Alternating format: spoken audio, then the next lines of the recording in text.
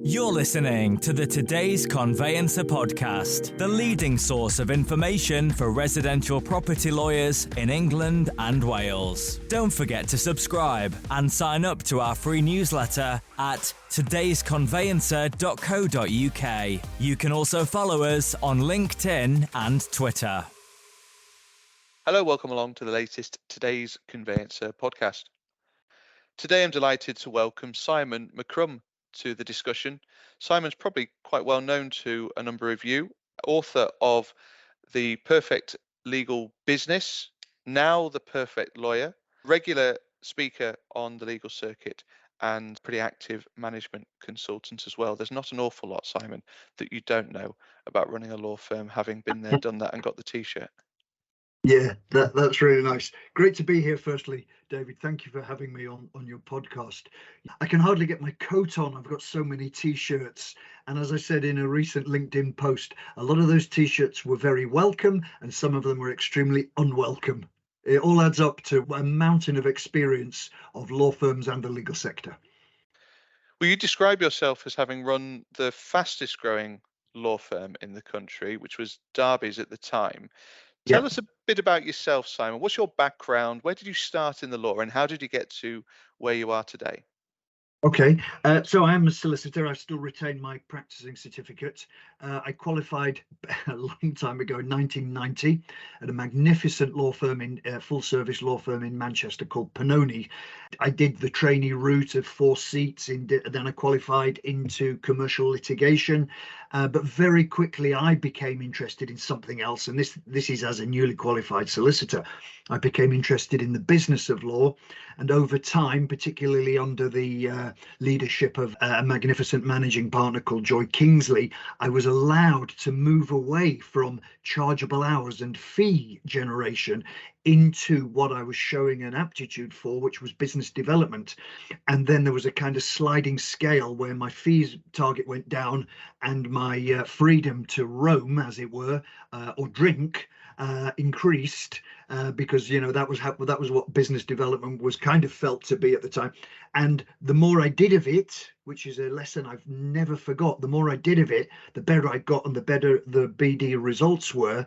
And in the end, I became an equity partner, a non-fee earning equity partner, which was pretty unique. It was amazing for the law firm and the Joy to do that. I over-delivered, I think, in terms of results, and it's kind of opened my eyes to the marriage that a good law firm is between multiple skills, not just fee-earning work. So that's what I've done. As part of that journey, I became team leader of a small team, then a big team, then another team, then multiple teams, and I made the usual round of bad mistakes and had the usual round of good successes. I put all of that together, and then I got the opportunity to become managing partner at another already established top 200 law firm, and I went into Derby's as an equity partner, managing partner, which was an incredible decision by those equity partners to bring in an outsider to do that. And then multiple phases of my education kicked in there. So I've had a heck of a journey on the way. The Pannoni's journey was growth, success, kind of trauma free. Then the trauma kicked in at Derby's because it was the week that the credit crunch started. I personally wasn't ready for that role in a firm of that size at that time. But as you would, as I do, as we all do, you kind of change up to gears you didn't know you had. Very nearly lost everything. Some interest rates were high. I know they're heading back that way, but interest rates were high, and it was some conveyancing interest earned on client deposits that saved us, and we turned it around. That was a lesson in itself, how to turn around a business that's struggling, and then we grew. And I didn't know that would be another university course, but in the University of Business Life. But crikey, the growth journey was what nearly did us in. Really, not the no cash journey, growth. And that's where I learned all about growth being able to kill you. So that's the journey. And I put all of that together now. I concentrate on the positives for law firms, the growth, the journey, hone the destiny, but I remove the dangers. Because as soon as you start growing, the dangers are amplified, usually in the form of cash. And my two books so far, The Perfect Legal Business and The Perfect Lawyer, are all about growing, but safely. I know you've read them and loved them, David. I hope you'll agree. It's a confessional, really. It really helped me to get everything off my chest. I really like that idea, because I was going to ask you what drove you to write the book, but I know that you're particularly proud of the very dog-eared versions that are often posted on LinkedIn with post-its in all sorts of different places, reminding people of where you've written something that's particularly pertinent to them. Yeah, absolutely. I deliberately don't do an e-version or a Kindle version of the book. I want people to hold it. If I'd had that book, by goodness, I'd be a wealthy man now. If I'd had that book when I set off as the managing partner of a law firm, I would have done what managing partners, and I mean high street firms, I mean top 100 firms. I have got managing partners carrying my book around their world with them, on holiday, around their global offices. They just tell me, I never put this book, I never stop reading bits of your book on the plane, in the airport, on the train. Well, to give us a short synopsis then, you've The Perfect Legal Business. We have done a podcast on this previously, and I'll link to it in the write-up. But what are the key things people need to know about The Perfect Legal Business? The first thing I would say, I do it all the time with, I start with the managing partner, but then the equity partners and the other directors, then the team leaders, and I just say to them, if I asked you what would make this business, because it is a business, what would make this business successful quickly? They know it. Everyone knows the answers. I haven't got any rocket science. Everyone knows the answers. Then I add an overlay, because we're not here to be successful quickly and fleetingly.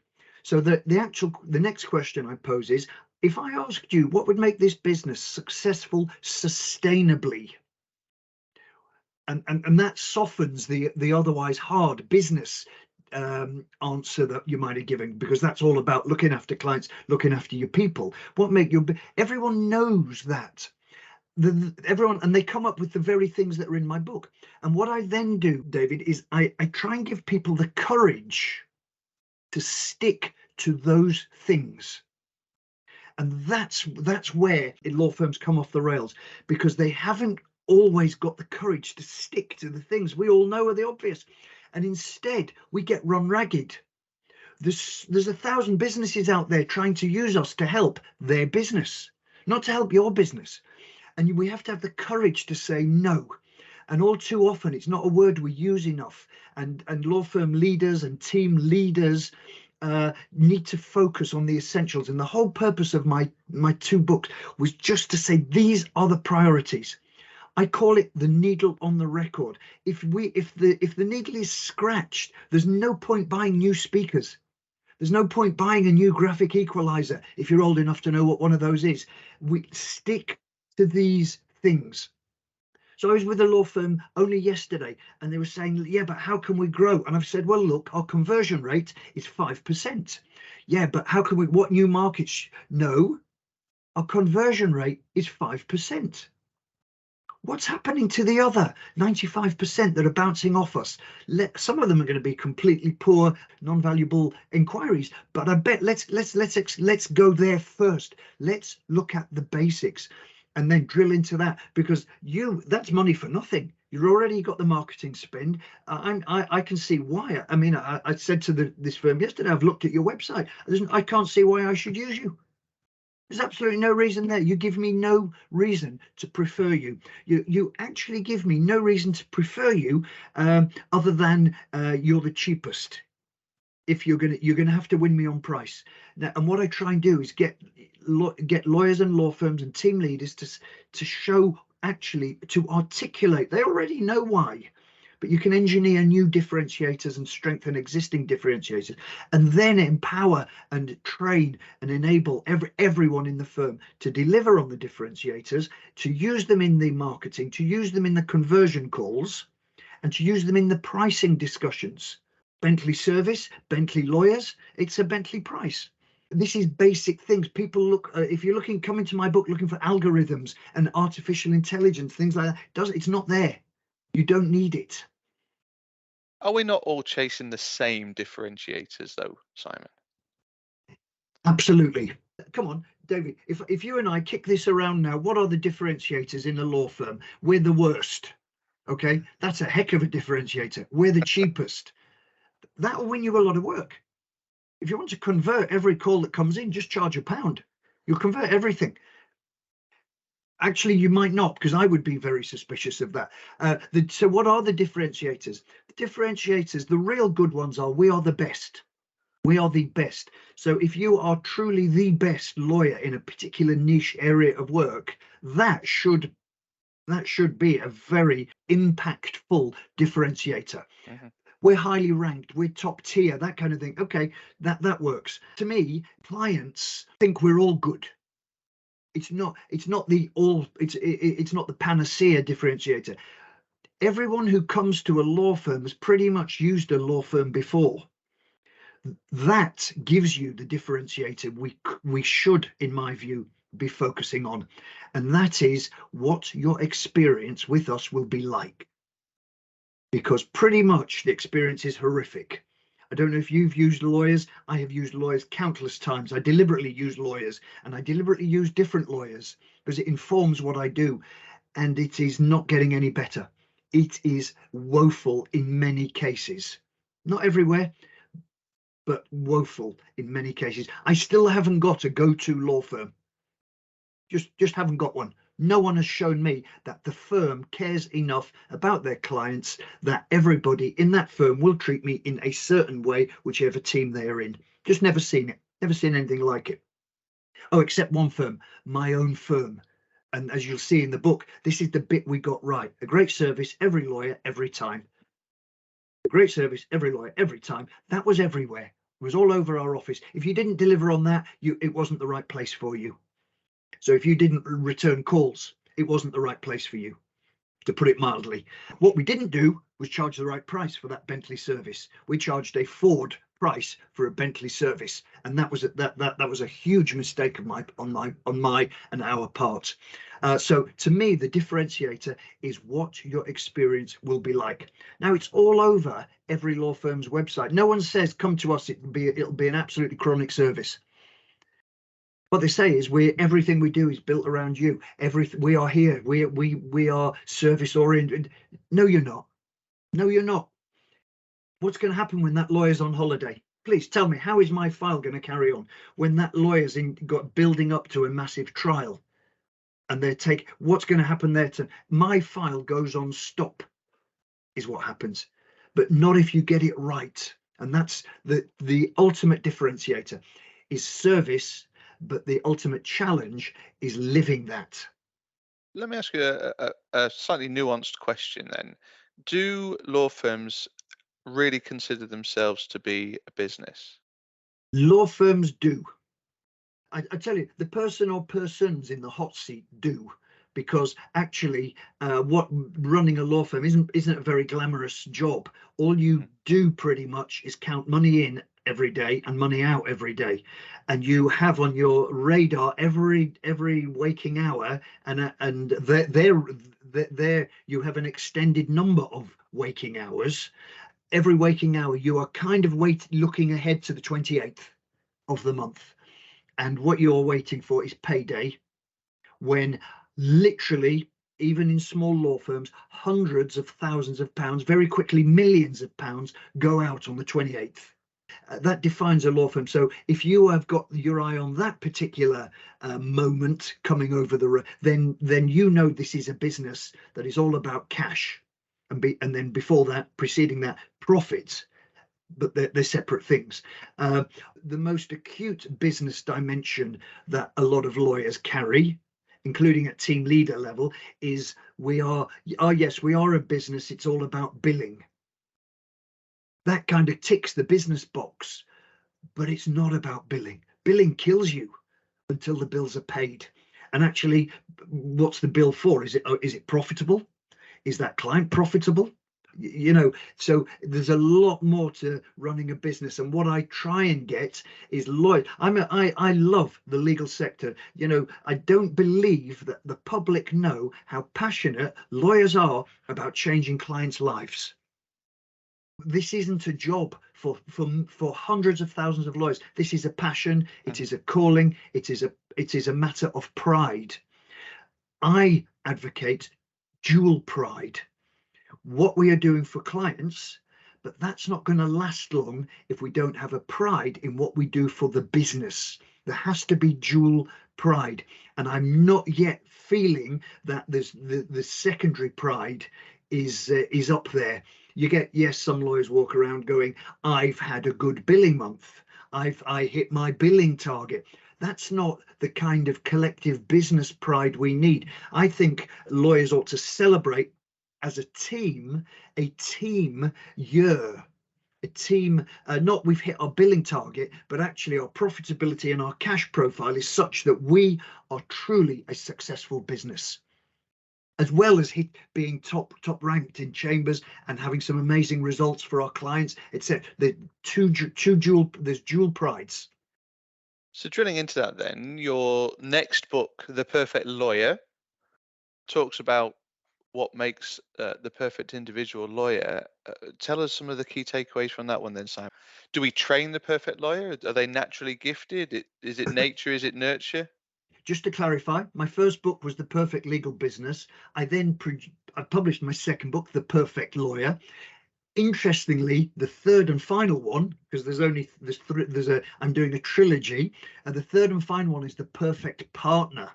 I can't tell you how much I'm enjoying writing that. But let me go back to your question and the perfect lawyer. The perfect lawyer is nurtured. It's not nature. Nature generates lawyers who are proud in what they do for clients, lawyers who are proud of their knowledge of law. You have to nurture one who has the dual pride, the pride in business, the one who can say no, because whilst that case might be interesting, or whilst that's a really interesting point, we could argue, actually, it doesn't help me deliver on my other source of pride, which is my responsibilities to the business. In a law firm, everyone's got a boss. I say everyone, the managing partner's got a boss. The boss is the business. A business, by definition, is demanding, and it's demanding of profit and particularly cash.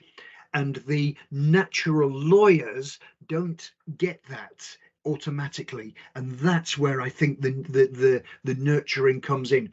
So if I said to a lot of lawyers, what's the perfect lawyer, they would focus on what the perfect lawyer was from the client's perspective. Yes, someone who fights my corner, someone who will work all night on my case, someone who knows the law inside. To the client, that is the perfect lawyer. Someone who I never have to chase, someone who chases me. That's why my second book is divided into two parts. That's all well, that is really a significant part of what makes the perfect lawyer. But actually, the perfect lawyer is in a team called a business, and therefore there are financial pressures and demands that you need to deliver on as well. So the perfect lawyer, if you're the managing partner trying to give everyone a great life and opportunities and career progression, because, let's face it, the perfect legal business promotes everyone who deserves to be promoted. The perfect legal business wants to make everyone in the firm rich. But it can only do that if, as well as changing clients' lives, the lawyers are making money for the business as well. So the short answer is, if you think the business aspect will just come, it doesn't. It doesn't. And one of the reasons it doesn't is because the lawyers are so utterly dedicated to what they're doing for their clients. There has to be a constant nurturing. I've written down on my notes here, Simon, individualistic, which I think would describe an awful lot of lawyers, wouldn't it? That the idea that they have their own billing targets, that, as you say, they have to be the best at what they're good at. How do you get them to see the bigger picture? Yeah. Okay, we are all individuals. As lawyers, we are not only that, we are strong individuals. We are argumentative individuals. I know I am. We're all those things, and now we're being asked, if by this chap Simon McCrum, we're now being asked to do things. I won't tell you, I've only ever had one negative comment on the many tens of thousands of comment and posts and comments that have been about my books on LinkedIn, and it came from a New Zealand lawyer, as it would, wouldn't it? And he gave me a one-word feedback on which I'm not going to say here. Apart from that, all the feedback has been amazing. And the point when this chap elaborated was, we're all individuals. There is no perfect lawyer. I disagree profoundly with that. If you have a group of individuals all doing things their way, you end up with the kind of law firms that there have been too many of, where their service is sporadic, their legal knowledge is amazing, their service delivery is sporadic, and their profit and cash positions are challenged. To get everything humming with that sweet, silent low hum of success, there needs to be a burying of the individuals. You can be your own individual. We can be our own stylistic lawyers. We can have our own way of getting the client from A to B. That's honed in the battlefield. You want that. But there must be some rules that are consistent to everyone, whoever you are, David, whoever you are. On the business side, on the legal side, there can be mavericks. On the business side, I don't believe there can be mavericks, because you delivering your expertise and not giving a hoot about whether it makes any money, you're actually letting down the youngsters in the general office. You're actually letting down the young lawyers that want opportunities to grow and become team leaders. You're actually letting down your partners. It's a team effort. Everyone, whether you're the goalkeeper, the winger, everyone has to play to a plan. Otherwise, the manager might as well leave. You're not going to win. So individual, there's some space for it, but not everywhere. I've asked this of a few people recently, and I'm interested in your thoughts. It's a bit of a left field question, Simon, but the current model of the legal business, the equity partner model, and you've talked about the fact that you entered your firms as equity partner. Does that lend itself to successful business? Because it often ends up being decision by majority, Yep. in which case people get left out, or indecision by majority, as in there simply isn't a decision because people can't make a decision. Yes, paralysis ensures that you are only going in one direction. Decision-making paralysis is guaranteed to lay you low in coming years, I believe. You talk about equity partnership. Let's just talk about committee. That's just a committee. It's slightly different to the kind of committee you might see in your local town or something, because here are people with a real stake in ownership and an ability to argue over absolutely anything and to hold strong opinions. So the kind of law firms I work with and I work really effective with are the ones that look at what I offer when it's tailored to their scenario and their business, and then say, yes, when can we start? Bang, bang, bang. It's utterly amazing what can happen and quickly. And I'm not talking about one-man band. I'm talking big law firms, and their results, believe me, speak for themselves. The type of law firms I literally cannot work with and don't are those that want me to, and this is just an example of what you're talking about, is those that want me to go back again and again and again to just talk through what we do. And to them, and I said it to one very large firm recently that wanted me back for a 5th meeting, I just said it's not going to work. This doesn't work, because the kind of decisions we're going to be making are rapid and big. And if this is the decision making you have to go through, it's not going to happen. And I can't work for. So it needs equity partners to do an extremely brave thing, like the equity partners that invited me in to be their managing partner. What an incredible thing. And I didn't know about this till after I'd arrived, and they'd had multiple discussions where they'd had the honesty to say, well, look, we're all good lawyers, but actually running a business is a different thing, and I for one can't do it. And someone else said, nor can I. Well, let's look outside. And the discussion I'm coming to is this. One of the managing partners said, if we're going to do this, we need to give this person power, not paper clips. We can't argue. We can't be a committee. And that's what's needed. And lo and behold, we turned the corner. We became the UK's fastest growing business by making decisions. Equity partnership can kill a law firm. You mentioned you're writing your third book, The Perfect Partner. There's a pattern emerging here, Simon. How is that shaping up? What can we expect from the advice therein? Yeah, Without giving away too many spoilers. Yeah, well, honestly, anyone who knows me knows that I do things properly. I dig deep and I think deep. So when I don't sit down and this stuff just trots out, I sit down. It's really challenging me. I'm writing it at the moment. It's really challenging me, and it's actually making my blood run cold at some moments. Because let's think about it. What makes the perfect partner? If you ask some partners, they say they've got to know their law, their area of law inside out. Well, you ask the managing partner of a law firm, what makes your perfect? And I'm doing this. I've got this whole series of interviews. I've got slots. Everyone's got an hour. I went on LinkedIn. I invited, and oh my goodness, are people keen to unload on utterly confidentially? I must add, unload. And if the business to the real boss, the business, what's the perfect partner? Well, actually, the perfect partner could well be the most amazing technical lawyer, because law, that's what we sell. But if everyone was that, then that might not be enough. And if that perfect partner also built nothing and also bullied all the staff so that all the young lawyers under them leave, well, now they're not the perfect partner anymore, are they? The perfect partner. Was I the perfect partner? I was hopeless at law, hopeless at time recording. I had another skill. I brought in many, many millions of pounds worth of business. Now, to the boss, the business, wow, that really is one guise of the perfect partner. So what we're coming to is there's multiple views on what makes the perfect partner, and actually the perfect legal business has different perfect partners within it.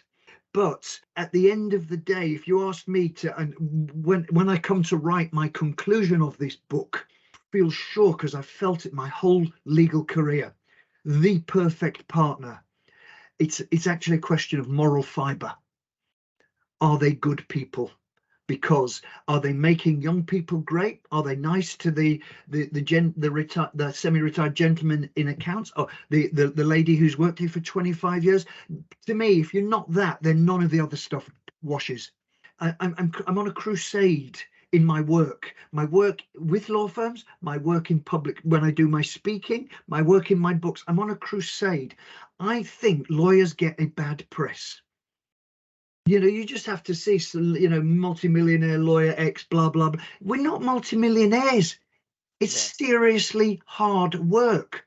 We get a bad press. A lot of the time, lawyers, individual lawyers in law firms aren't proud as they want to be of the work they are doing, and that's because they can't do it properly, and that's because the business is flawed, and therefore they are deluged with files, and therefore they can't return calls and spend an hour on a file. Instead, they're going to snatch 5 minutes.